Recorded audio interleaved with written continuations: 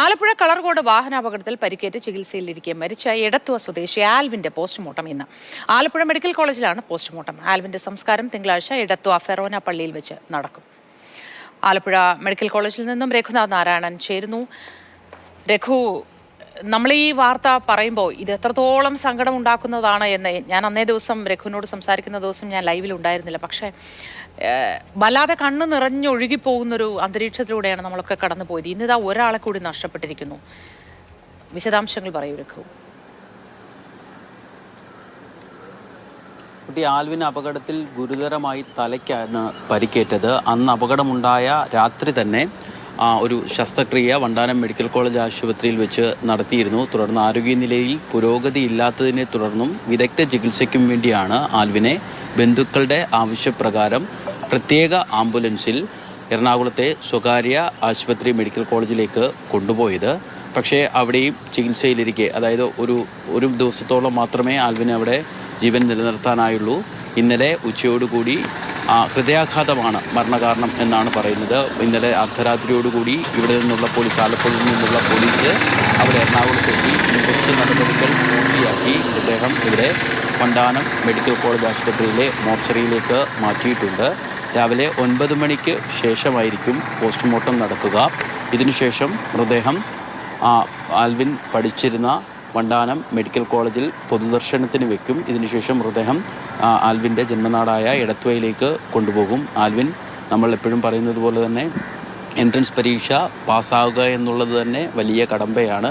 പ്രത്യേകിച്ച് MBBS admission കിട്ടുക എന്നുള്ളത് അതിനേക്കാൾ വലിയ കടമ്പയാണ്. ആൽവിനെ സംബന്ധിച്ചിടത്തോളം ആൽവിൻ ആദ്യ ചാൻസിൽ തന്നെ MBBS പരീക്ഷ പാസ്സായ കുട്ടിയാണ്. ഇതുമാത്രമല്ല, ആൽവിൻ ഈ വണ്ടാനം മെഡിക്കൽ കോളേജ് തിരഞ്ഞെടുക്കാനുള്ളൊരു കാരണം തന്നെ എടത്വായിലാണ് ആൽവിൻ്റെ വീട്. ഒരു അരമണിക്കൂർ 1 മണിക്കൂർ യാത്ര കൊണ്ട് വീട്ടിലെത്താം. ഒപ്പം തന്നെ ഇവിടുത്തെ ഫുട്ബോൾ ഗ്രൗണ്ടിനോടുള്ളൊരു ഇഷ്ടം, ഫുട്ബോൾ ആൽവിന് ഭയങ്കര ഇഷ്ടമായിരുന്നു എന്നാണ് ബന്ധുക്കൾ പറയുന്നത്. പഠിത്തത്തിനോടൊപ്പം തന്നെ ഫുട്ബോൾ കളിയിലും ആൽവിൻ ശ്രദ്ധിച്ചിരുന്നു. ആൽവിൻ ഭംഗിയായി ഫുട്ബോൾ കളിക്കുകയും ചെയ്യുമായിരുന്നു. എന്തായാലും 9 മണിക്ക് ശേഷം പോസ്റ്റ്മോർട്ടം നടക്കും. ഇവിടെയാണ് ആൽവിൻ്റെ സുഹൃത്തുക്കളുടെയും പോസ്റ്റ്മോർട്ടം എല്ലാം നടന്നത്. ഈ മെഡിക്കൽ കോളേജിൽ ഒരു പക്ഷേ 4-5 വർഷം വളരെ സന്തോഷിച്ച് ഉല്ലസിച്ച് അക്കാഡമിക്കും ഒപ്പം തന്നെ ഒരു കോളേജ് ലൈഫും ഒക്കെ ആസ്വദിക്കേണ്ട കുട്ടിയാണ് അകാലത്തിൽ പൊലിഞ്ഞുപോയത്. രഘു, സംസ്കാര ചടങ്ങുകൾ എപ്പോഴുണ്ടാവും, എവിടെയായിരിക്കും തുടങ്ങിയ കാര്യങ്ങളിൽ വ്യക്തതയുണ്ടോ? അത് സംബന്ധിച്ച് വിവരങ്ങൾ ലഭ്യമാണോ?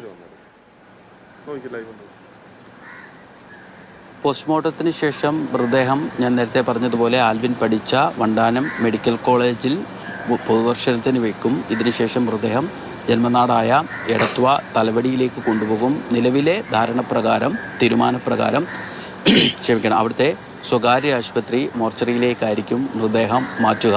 തിങ്കളാഴ്ചയായിരിക്കും സംസ്കാരം. ആൽവിൻ്റെ ചില ബന്ധുക്കൾ വിദേശത്ത് നിന്ന് വരാനുണ്ട്. അവർക്ക് വേണ്ടിയാണ് സംസ്കാരം തിങ്കളാഴ്ചത്തേക്ക് മാറ്റിയിട്ടുള്ളത്. ആൽവിന്റെ കുടുംബവുമായി ബന്ധപ്പെട്ട എന്തെങ്കിലും വിവരം നമുക്ക് ലഭ്യമാണോ? അച്ഛൻ, അമ്മ, സഹോദരങ്ങൾ തുടങ്ങിയ വ്യക്തി വിവരങ്ങൾ രഘു കേൾക്കാമെന്ന് കരുതുന്നു. ആൽവിന്റെ കുടുംബം സംബന്ധിച്ച വിവരങ്ങൾ നമുക്ക് ലഭ്യമാണോ? അതായത് അച്ഛൻ, അമ്മ, ബന്ധുക്കൾ, സഹോദരങ്ങൾ തുടങ്ങിയ വ്യക്തി വിവരങ്ങളൊക്കെ ലഭ്യമാണോ?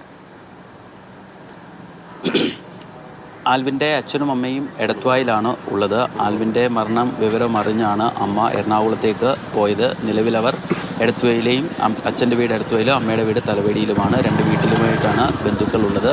എവിടെയാണ് ഇത് മൃതദേഹം പൊതുദർശനത്തിന് വെക്കേണ്ടത് എന്നുള്ള കാര്യത്തിൽ തീരുമാനം ആയിട്ടില്ല.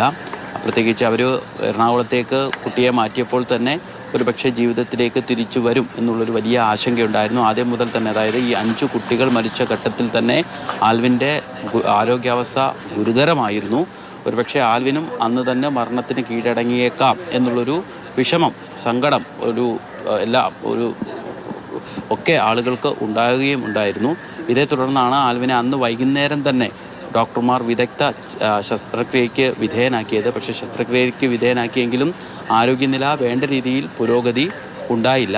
ഇതേ തുടർന്നാണ് മിനിഞ്ഞാന്ന് അമൃത ആശുപത്രിയിലേക്ക് മാറ്റുന്നത്. അവിടെ നിന്ന് പ്രത്യേക ആംബുലൻസ് വരുത്തി അതിലാണ് ആൽവിനെ എറണാകുളത്തേക്ക് കൊണ്ടുപോയത്. അവിടെ കൊണ്ടുപോയതിന് ശേഷം ആരോഗ്യനിലയിൽ നേരിയ പുരോഗതി ഉണ്ടായിരുന്നു എന്നാണ് സുഹൃത്തുക്കളൊക്കെ നമ്മളോട് പറഞ്ഞത്. പക്ഷേ ഇന്നലെ ഉച്ചയോടുകൂടി ആരോഗ്യാവസ്ഥ മോശമായി. ഇതേ തുടർന്നുണ്ടായ ഒരാൾ കൂടി മരണത്തിന് കീഴടങ്ങിയിരിക്കുന്നു.